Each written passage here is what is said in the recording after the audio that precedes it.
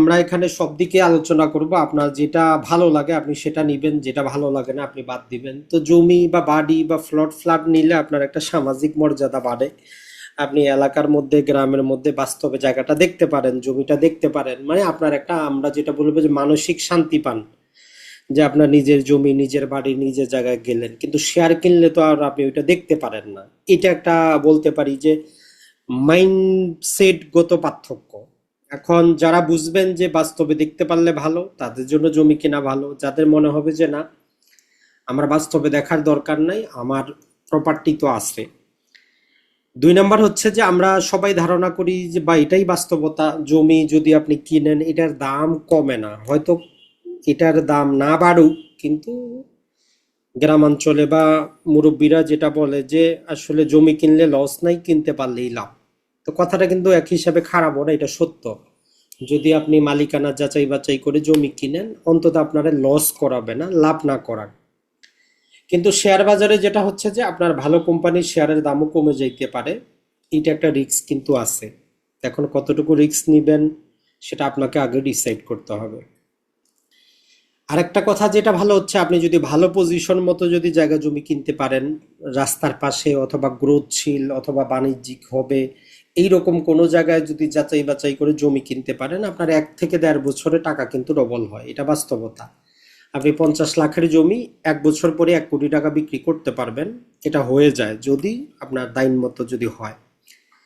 আর যেটা হচ্ছে শেয়ার বাজারে যদি আমরা দেখি, যদি আপনি ভালো ফান্ডামেন্টাল কোম্পানি দেখেন, টোটাল ওই দেশের অর্থনীতি যদি ভালো কাজ না করে, তাহলে টাকা ডবল 1-2 বছরে কিন্তু হবে না।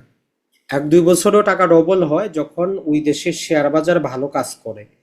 তার মানে এটা নির্ভর করে টোটাল বাংলাদেশের অর্থনীতির উপর, ব্যাংকগুলোর উপর, ইন্স্যুরেন্স কোম্পানির উপর। সবাই যখন বিনিয়োগ করবে তখনই আপনার টাকাটা ডবল হবে, নাইলে কিন্তু হবে না। এই একটা আপনার টেনশন কিন্তু থাকে। আর যেটা আমরা বললাম যে বাস্তবে জমি জায়গা নিলে আপনার সামাজিক একটা মর্যাদা বৃদ্ধি পায়, পরিবারগতভাবে আপনি একটু মর্যাদাশীল হন। কিন্তু শেয়ার বাজারে আপনার কত কোটি টাকা বিনিয়োগ আছে সেটা আপনিই জানেন, এটা তো আর আপনার সমাজ জানে না, বা সবাই আপনি বলেও বেড়াবেন না যে আমার এত কোটি টাকা বিনিয়োগ আছে এখানে। তো এইটা হচ্ছে আমরা বলতে পারি যে একটা সুবিধা আর একটা অসুবিধা। এখন যারা শেয়ার বাজারে আসবেন আর জমি কেন কিনবেন না? 1 নম্বর কথা হচ্ছে, আপনার কাছে যদি টাকা পয়সা কম থাকে, 2 লাখ, 3 লাখ, 5 লাখ, 10 লাখ টাকা পর্যন্ত আছে। এখন আপনার অঞ্চলে 1 বিঘার জমির দামই হচ্ছে 50 লাখ টাকা, 1 কাঠা জমির দামই হচ্ছে 1 কোটি টাকা। তাইলে আপনার জন্য তো আর জমি না। আপনি ঋণ করে, ব্যাংক থেকে লোন নিয়ে, মানুষ থেকে হাওলাত করে জমি কেনার কোনো মানেই হয় না। তাহলে 1 নম্বর কন্ডিশন হচ্ছে আপনি জমি কিনবেন যদি আপনার কাছে টাকা থাকে, ভালো পরিমাণ হ্যান্ডসাম টাকা আছে, অবশ্যই আপনি জমি কিনবেন। এটাতে আপনার টাকা ডবল হবে, কোনো সমস্যা নেই। তাহলে শেয়ারে যে সুবিধাটা কি, আপনি 10 টাকা আছে, আপনি 10 টাকা বিনিয়োগ করেন, সকালে করেন, আপনি প্রতি সপ্তাহে করেন, মাসে করেন, কোনো সমস্যা নাই।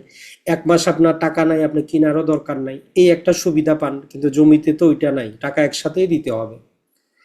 2 নাম্বার হচ্ছে, আপনি একটা জমি যে কিনবেন, সরকারকে মাঝখানে আপনারে প্রায়, যদি 1 কোটি টাকার একটা সম্পত্তি কিনেন, যদি লিগালি আপনি রেজিস্ট্রেশন করতে চান, প্রায় 12 লাখ টাকা আপনারে সরকারকে বিভিন্ন ফি দিতে হয়।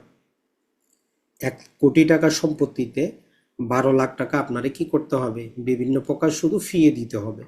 তার মানে এই 12 লাখ টাকা আপনি কি করলেন, মাটিতে ফালায়, পানিতে ফালায় দিলেন, কিছু করার নাই। আর এইখানে আপনার কমিশন ফিটা কত সামান্য, লাখে মাত্র 400 টাকা। আপনি যে কিনতেছেন 1 লাখে মাত্র 400 টাকা দিচ্ছেন। এখানে কিন্তু আপনার অতটা বেশি কিন্তু না।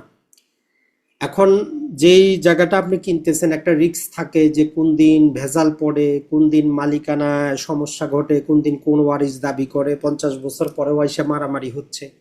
তো শেয়ার বাজারে কিন্তু ওইটা না, আপনার নামে নিবন্ধন হয়ে গেল, 100% মালিকানা আপনার, আপনি সিকিউর থাকলেন, কোনো টেনশন নাই। এটা ছাড়া জমি কিনলে আপনি বেদখল হইতে পারেন। ভূমিকম্প হইলেও আপনার বাড়ি কিনছেন, ধ্বংস হয়ে গেল, কিছু করার নাই, বাড়িতে আগুন লাগে গেল।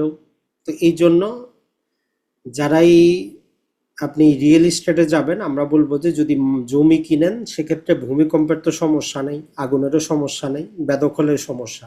কিন্তু ফ্ল্যাট কিনলে তিনোটা সমস্যা আপনারই থাকে, বেদখল হওয়ারও সমস্যা থাকে, ভূমিকম্পেরও সমস্যা থাকে, আগুনেরও সমস্যা থাকে। এটা ছাড়া বর্তমান তো আপনারা সবাই জানেন দেশে রাজনীতি চাঁদাবাজি তো আছেই। আপনার নিজেরই যদি 2-3টা বিল্ডিং থাকে, আপনার যদি রাজনৈতিক ক্ষমতা না থাকে, চাঁদা দেওয়া ছাড়া আপনি বিল্ডিং চালাইতে পারবেন না। আর এইখানে কি হচ্ছে, আপনার সিডিবিএল এ নিবন্ধন হয়ে যাচ্ছে, কোনো আর ঝামেলা নাই। আপনার কতশো কোটি টাকা বিনিয়োগ করা আছে আপনিই জানেন, আর কারো জানার কোনো সুযোগ নাই। আপনি চাইলেই কি যে কোনো সময় আপনার জমিটা বিক্রি করতে পারবেন? জীবনেও আপনি পারবেন না। আপনি চাইলেই পারবেন, বাজার মূল্যে পারবেন না। যেমন ধরেন যে আপনার একটা জমি, এক সপ্তাহের মধ্যে আপনার টাকা দরকার, বাজারে যদি 10 লাখ টাকা শতক চলে, যখনই আপনি এই যে এক সপ্তাহের মধ্যে চাবেন, দেখবেন যে 7 লাখের উপরে কেউ দিবে না, কারণ কেউ ক্যাশ টাকা নিয়ে বসে থাকে না 1-2 কোটি টাকা। সবাই বলবে যে ঠিক আছে 1 মাস সময় দেন, 2 মাস সময় দেন, আপনার টাকা দরকার 10 দিনে। আপনার পক্ষে সম্ভব না।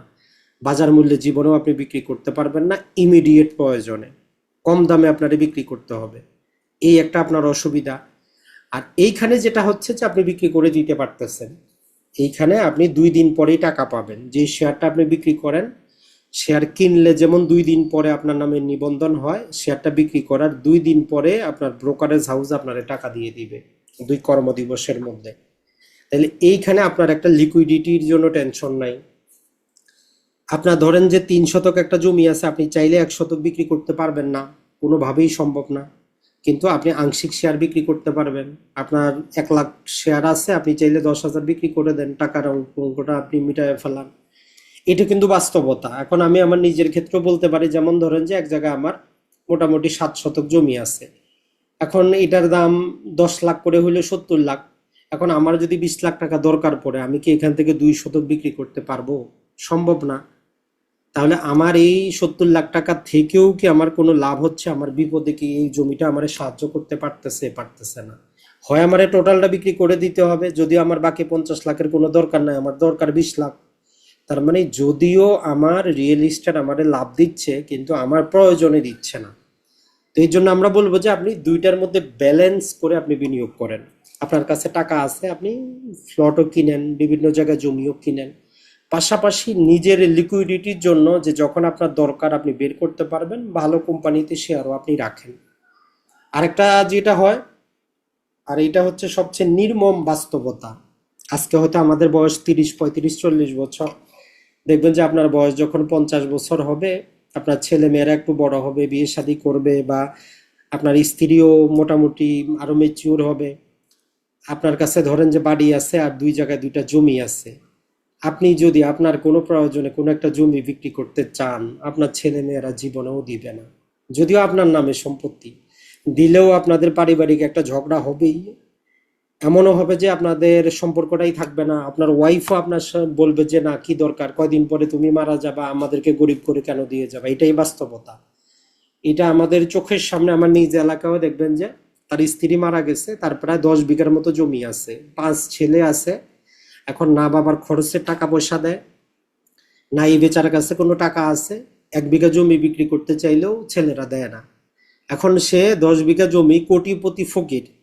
তো ওই জন্য আপনার নিজের ভবিষ্যৎ আপনি নিজে চিন্তা করবেন, যে অবশ্যই আপনি জমি কিনবেন, অবশ্যই ফ্ল্যাট করবেন, বাড়ি করবেন, কিন্তু ওইটাও মাথায় রাখবেন যে যাদের জন্য করতেছেন, আপনি যখন বিক্রি করবেন, এরা চিন্তা করবে যে তাদের হকটা আপনি নষ্ট করতেছেন, যদিও আপনি ইনকাম করছেন।